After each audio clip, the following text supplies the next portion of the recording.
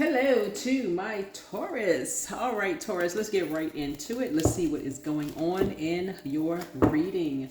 Let's go. All right, Taurus. Let's set the tone for your reading. I am polite with everyone that I meet. Let's get into it. Let's go. Let's see what is going on in your reading, Taurus. Let's go. Let's go. Let's see what's going on here. All right, let's see what kind of week you all are going to have. All right, let's see what here we have. Eight of Swords here.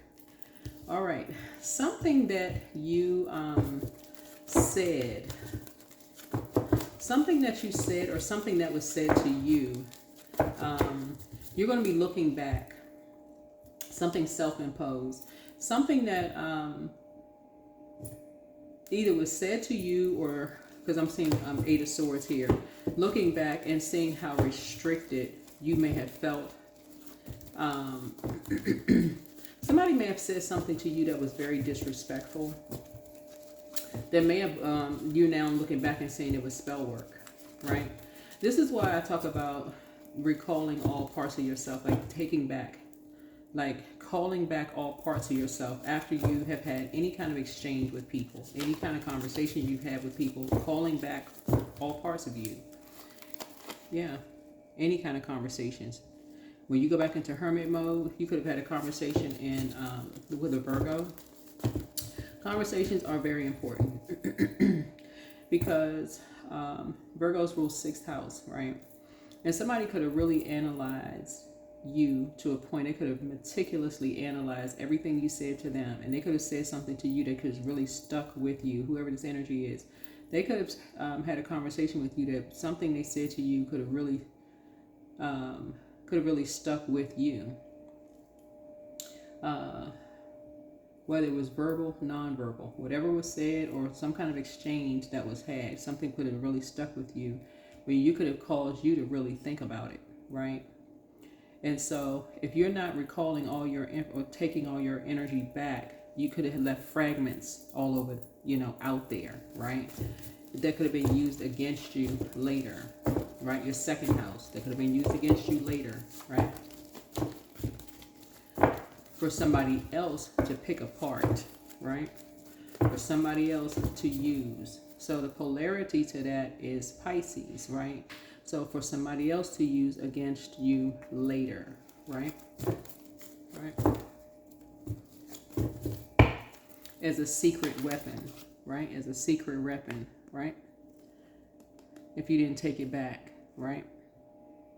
To structure it in a way, right? So the opposite of this right here, 7 would be 4, right? To structure it in a way as is an open enemy, right? So if these two energies are working together to use it against you, right? Right? To say it against you in court, right? As an open enemy, to speak it out publicly, right? Against you. Because you left it out there. You left something out there, right? You said something that people can use against you openly, right? So they put it out in the universe, right? Right? So Source is saying putting a mirror. So what the devil does is put a mirror up against you. Like, so now you got to face something, something that you said, right?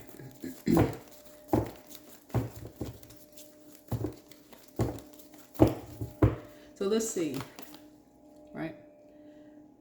Here we have 3 of Cups here, right? So this is what this is mirror. That mirrors something that you said, right? So a light is turning on for you in your spirit now. So something that you may have said, right? So again, here we have, here's the 4 of Pentacles here. So see you being more conservative with your time, right? So something that you said. Something that you may have said to a Capricorn, right? Something that you may have said to a Capricorn, right? So here we have Virgo, here we have Pisces, here we have Capricorn, right? So something that you may have said to someone, right? that these energies coming together could be using against you, right? Could be using against you, right? That they may be holding on to something to use it in the physical sense, could be using against you, whoever you are, right? So again, being polite with everyone that you meet, right? And not to say that you're not, but again, in terms of your words, right? Putting spells on energies, right? So trying to hold you responsible for something. Your spirit. Your spirit has already moved on from something, but talking about your ninth house, right? So your north node, someone's north node could be Sagittarius, because the 10 of Wands speaks to Sagittarius. So your north node could be Sagittarius, and we're in the year of 9. So these types of energies, like I said before, you have a copycat who likes to speak like you speak. Like they like to copy everything that you say. So they like to copy everything that you say. So 3 is inspired. They're inspired to copy everything that you say. So however you communicate, they like to copy however you communicate. So they like to use your words against you, in other words. So they like to, whatever you say, Taurus, they want to use your words against you in court, whoever you are.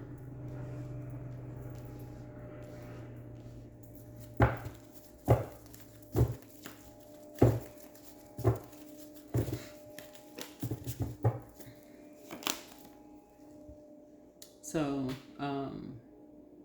yeah. So if you say you're meek, if you say, okay, well, meek is not weak. They'll say, well, you said meek is not weak, right? You're a strong person, but then you say meek is not weak. But 8 right here is kept in a loop. So 8, 8th house. Like I said, my readings here, 8th house. It even with 8 on some of the cards here, when I show cards here, well, this card doesn't say that, but self-imposed restrictions, all of this. In other words, keeping somebody in a loop, but just the number 8 itself is like looping someone, like keeping someone chained to something. This is an obsession, bottom line. Someone is obsessed with keeping someone connected to something anyway. This is a Leo in a Capricorn. Yeah. So something is being done behind an Aquarius's back.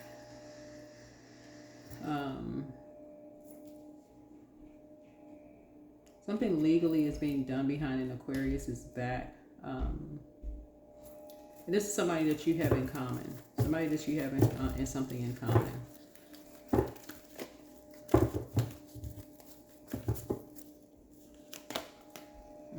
This is Aquarius's card here.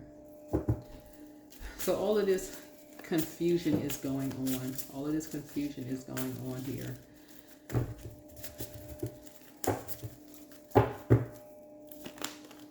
Yeah. So here's the 9 of Swords here. To create a nightmare. All of this conversation. So 9 of Swords connects us with Gemini. Not a particular Gemini, but Gemini connects us with 3rd house, right? Mercury, which is currently retrograde. So Mercury is retrograde in Leo right now.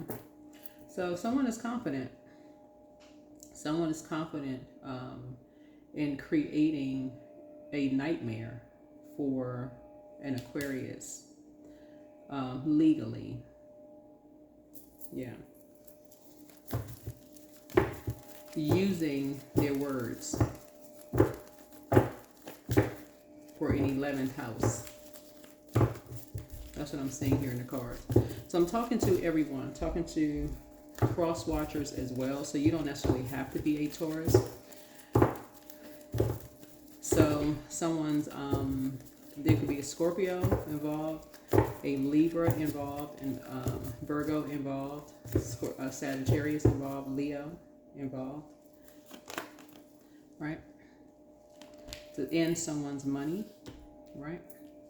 To walk physically in someone's money, someone's family, to end someone's financial situation.